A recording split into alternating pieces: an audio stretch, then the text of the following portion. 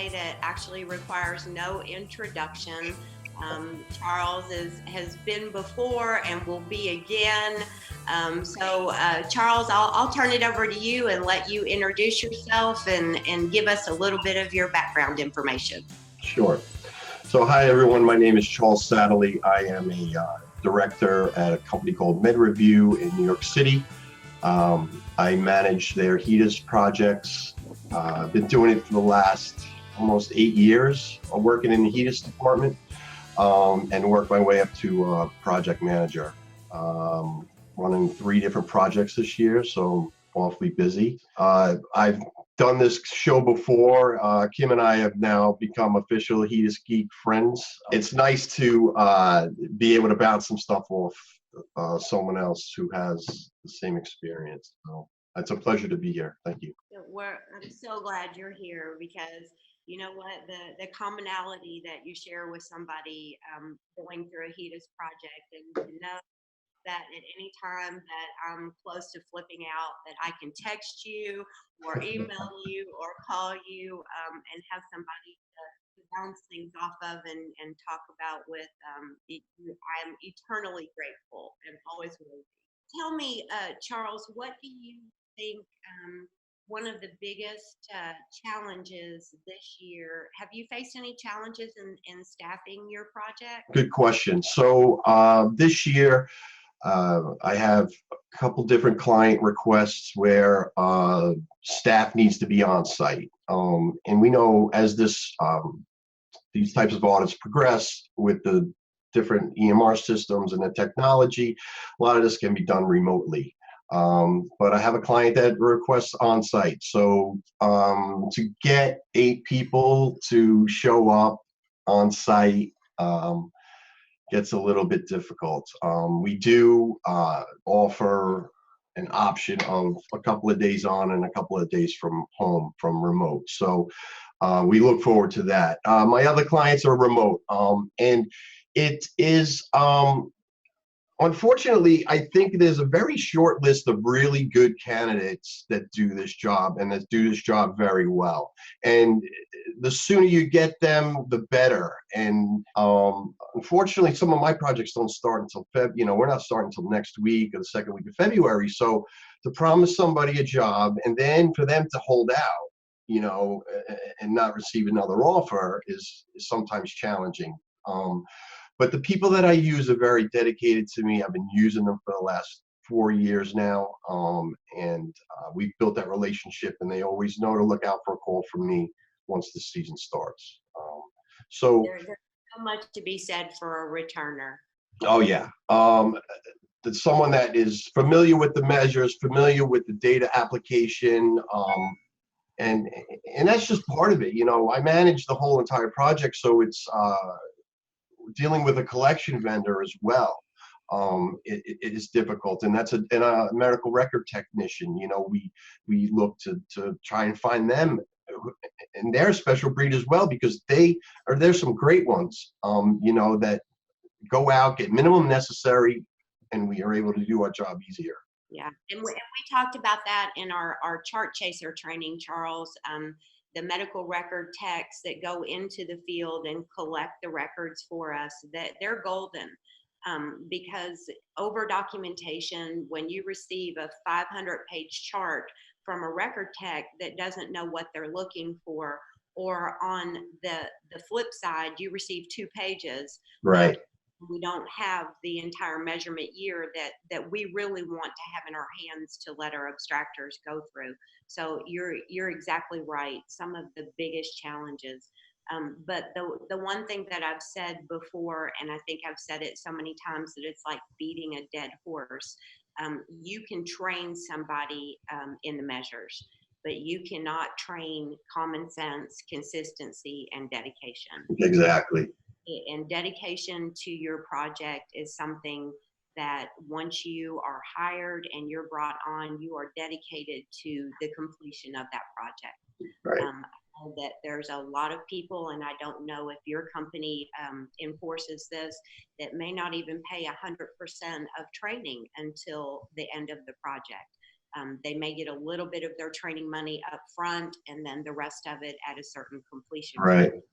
So we all, as project managers, we all face attrition. We face technology challenges. We face getting that dedicated staff that really knows what they're doing and complete the project with a great score. Right. So how is your training already started, Charles? Yes, I have my date set next week. I'm doing my first training for my one client, and I have an interesting new group. MedReview has a satellite office in the Philippines, so they are nurses from the Philippines who we use in all different aspects, and they're my little golden child. They are my project. They're really dedicated people, and I'm teaching them the measures. And this year we have a couple of new measures that they haven't had experience with yet. So we're looking forward to doing that. As you know, you had your training, and actually one of my peers took the HEDIS training that you offered, and high remarks, by the way. He enjoyed it. But the training is tough because to make sure that everything you've updated as the manager and the trainer, to develop all your slides and your materials and make sure you're up to date, because you'll get that person, that nurse that already knows, or that reviewer, and they'll challenge you and go, no, no, no, right? Isn't it this now? And it's like, yeah, right. I don't sleep at night during training. As a I matter of fact, know, and it's such a relief when it's done, right? yeah, And then the proof is in the pudding when you do your IRR testing and make sure that everybody's, 100%. So, you're yeah, so there's a lot of anxiety. so you broached the subject of training this year. So one of the most exciting parts for me was getting to revamp the CBP measure in training. So now we know that we're no longer responsible for confirming diagnosis. Yeah, Um, they have to have those 2 visits in the years prior that pulls them into the measure with the diagnosis of hypertension. So we're only looking for the last, most people say most recent, and I think that confuses people. The exactly. closest to 1231. Right. So we're looking for that blood pressure. So do you think that we're going to see a great increase in our compliance rates? Um, you know, that's interesting. I hope we do, but um, my one client that this is my 4th year with them. Last year, there was a significant increase in their CBP rate, which was, they were ecstatic about it. The issue with this measure is that we can find the data. Is that last blood pressure compliant? Did the guy, you know, was it cold outside? Did he just come from the gym? Did he have too much coffee that morning? Did he almost get in an accident? White coat syndrome. And, the one in November could be 120 over 60, and then then he goes in to have meds renewed or something silly, and he has a high one that's not compliant. So that one thing that you mentioned, it's the most recent or the last. We have to make sure that our reviewers understand that it is that last blood pressure of the measurement year, not the last compliant blood pressure of the year. And that's where, even if we meet the criteria, we gather our diagnoses and our vital signs, it's that, is it compliant? Yeah, yeah. And that's the issue, because that's the one thing that the physicians don't have true control over. Are you taking your meds? Are you eating right? Are you exercising? He can be monitoring it, but is it controlled? We have more non-compliant patients than we have non-compliant measure data. Physicians, right. So unfortunately, that's the whole issue with that measure, and it's finding those good blood pressures, or hopefully that they're done. So, Yeah. but it'll be interesting to see how if rates increase You know, one of my, and I think you'll get a little experience with it, was with the new data applications out there. We can identify compliant blood pressures and then missing the diagnosis. So now we can, if let's say we missed something on the demographic or one of the MRT, the record didn't contain that diagnosis, but we have that compliant blood pressure, we can maybe follow up and look back further than what we received. That's, So yeah. there's different applications that can help us identify those. Yeah, and the nice thing now is we no longer have to subcategorize people that are diabetic or non-diabetic. So Right. we have one flat compliant blood pressure that applies to everybody. Yeah. I think when we simplify the complexities of the specs, when sometimes measures become so complicated that there's so many different criterion that we're looking for, that's where some of the error rates come from. Oh yeah. I think that we'll have we may not have a reduction in compliant hits, but or an increase in compliant hits, but I think we'll definitely have a reduction in error rates for Right. as far as the extractors are concerned. Sure. And you mentioned the complexity of measures. Let's go to TRC. I mean, are you kidding Let's me? not. No, that one is gonna keep me up at night because two of my clients are reporting that measure this year. So we may have to do some sidebar conversations on how you're feeling about that one, because You let me know. yeah, there's like 12 different components, that one. Well, It's the transition of care, care for older adults, and our medication review post-discharge, I think those are some of the challenging measures. But I think that when you're able to break it down into the components, we may not get a hit on every single numerator in the TRC, but it's learning how to, dissect that medical record that we have in front of us. ADLs and pain scales, and it's just there's so yeah. many different components there. But happy to report, I 100% on my IRR there, so All I'm good right, good. to go. Yeah, that's awesome. Yeah, the care for the older adult measure, I used to not really like that one because everything was in the functional status was a gray area for me because it's very subjective. What you take out of the reading the record and what I take out of reading the record. It was the component that was always an issue with the COA. But other parts of that measure now are being satisfied through admin data. So Yeah. yes, finally, right. So some of the advanced care directive and that stuff. So I don't necessarily mind that one. I know just the TRC one, it's going to be a new one for me to teach, and one component has 6 different items that need to be done. And I think that's going to be, I don't even know if the physicians are aware of that demand or that criteria.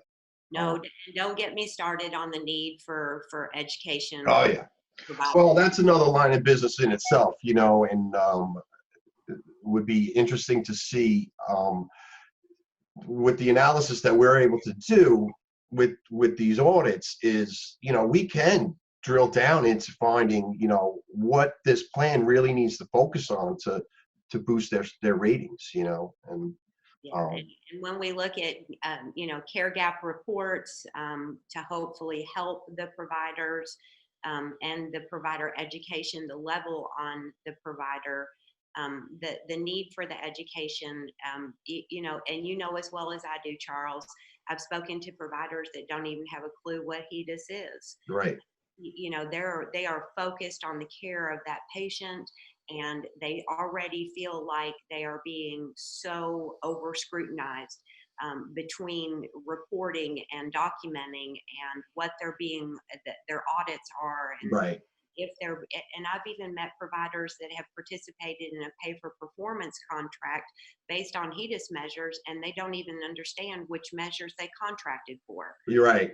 So And there's that's like the ACOs and the DSRIPs now, they are, what I think is truly coming down the pike is with the ACOs and the PPSs, where it's not just that, mom and pop physician's office on the corner. He's now bought up and part of a huge, conglomerate, which helps out financially for them if they're providing the right care, and now they're grouped together. And hopefully with that, there's a leader, there's some sort of hierarchy that manages all this, and that's the person we get in touch with and say, hey, we need these records, and they should be making that available to us easier. We're incentivizing a provider for right. And I think we talked about that last year. One of they were getting paid for all their records. I mean, that's crazy. I know. Okay, Charles, I know that RJ's probably ready to kill us, because you and I could go on forever. Yes, we can. About no, he's not saying. No, Charles, RJ loves me. When I wore my HEDIS Geek t-shirt, I had to bounce up out of the chair so you could see the HEDIS Geek on the front of it, and he still laughs about that. I'd like to see that video, RJ. Yeah. I have to like jump up to show the front of my I need a stool or something. Charles, I can't thank you enough. First of all, for our collaboration, as far as being HEDIS friends, and you have no idea how much I appreciate you and what you bring, the information that you bring every time that you come on. I'm so excited that you are here, and you know that you will be back. Neither one of us will look neither this neat, rested, or coherent in about a month, but when we do this again, I want you to have crazy hair and no button-down shirt on, and I won't shower for 3 days, and there you go. Be a real HEDIS. That'll be typical HEDIS. Yeah. Okay. Well, listen, thank you so much, and I wish you the best of luck as you manage all of your projects, and for sure we'll be in touch. Definitely. Yeah. Best of luck to you too, and thank you again for having me. It's always a pleasure. Thank you so much, Charles. All right. Thanks.